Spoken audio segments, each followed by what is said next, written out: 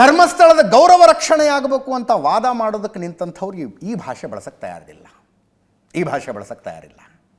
ಯಾರು ವ್ಯಕ್ತಿ ಒಂದು ಸಲ ಧರ್ಮಸ್ಥಳದ ಪರವಾಗಿ ನಿಂತು ಮಾತಾಡಿಬಿಟ್ರೆ ಅವರ ವಿರುದ್ಧ ಅದು ಎಂಥ ಕೆಟ್ಟ ಕೊಳಕ ಭಾಷೆಯಲ್ಲಿ ವಾಗ್ದಾಳಿ ನಡೆಯುತ್ತೆ ಅಂದರೆ ನೆಕ್ಸ್ಟ್ ಅವರು ಮಾತೇ ಆಡಿರಬಾರ್ದು.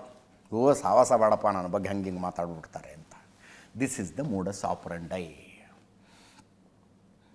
ಇದನ್ನು ಅರ್ಥ ಮಾಡಿಕೊಂಡು ನನ್ನ ವಿರುದ್ಧ ವೈಯಕ್ತಿಕ ವಾಗ್ದಾಳಿ ನಡೀಬಹುದು ಅಂತ ಅರ್ಥ ಮಾಡಿಕೊಂಡು ಯಾರು ಮಾತಾಡ್ತಾರಲ್ಲ ಅಂಥವ್ರ ಸಂಖ್ಯೆ ಕಡಿಮೆ ಇದೆ.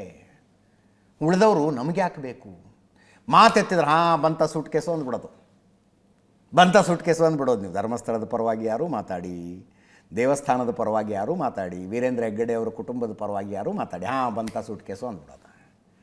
ವೈಯಕ್ತಿಕ ವಾಗ್ದಾಳಿಗಳು. This has been happening. ಇದು ನಡೀತಾನೆ ಇದೆ. SIT ತನಿಖೆಯ ವಿರುದ್ಧ ವಿಜಯೇಂದ್ರ ಅವರು ಮತ್ತು CT ರವಿ ಅವರಿಬ್ಬರು ಎಡಪಂಥೀಯ ಸಂಘಟನೆಗಳು ದೂರುದಾರನ ಹಿಂದಿರುವವರ ತನಿಖೆಯಾಗಬೇಕು. SIT is capable enough to do it. ಅದನ್ನು ತಡೀತಾ ಇರೋರು ಯಾರು? ಇಷ್ಟೇ ಕೇಳ್ತಾ ಇರೋದು.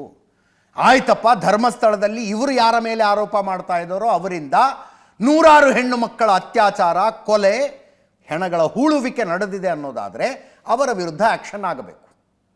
ಅಂಥದ್ದು ಯಾವುದೂ ನಡೆದಿಲ್ಲ ಅನ್ನೋದಾದರೆ ದೇಶ ವಿದೇಶದ ಮಾಧ್ಯಮಗಳಲ್ಲಿ ಧರ್ಮಸ್ಥಳದಲ್ಲಿ mass rape, mass murder, mass burial ಅನ್ನುವ ಸುದ್ದಿ ಆಯ್ತಲ್ಲ.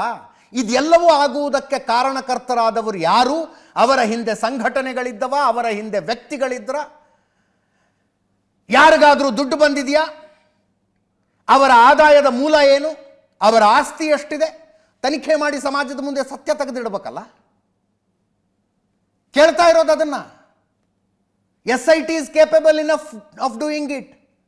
SITಗೆ ಆ ತನಿಖೆ ಮಾಡುವ ಕ್ಷಮತೆ ಇದೆ. ಆದರೆ ಅದನ್ನು ತಡೆಯಲಾಗ್ತಾ ಇದೆ.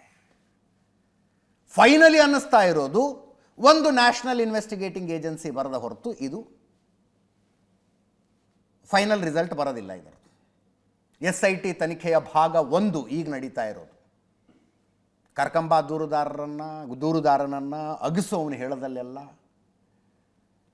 ಮೂಳೆ ಸಿಗ್ತಾ ಮೂಳೆ ಲ್ಯಾಬಿಗೆ ಕಳಿಸು, ಏನೂ ಸಿಗಲಿಲ್ವಾ ಮಣ್ಣು ಲ್ಯಾಬಿಗೆ ಕಳಿಸು. ಇದು ಭಾಗ 1. ಭಾಗ 2 ಷಡ್ಯಂತ್ರ ಹೊರಗೆ ಬರಬೇಕಲ್ಲ.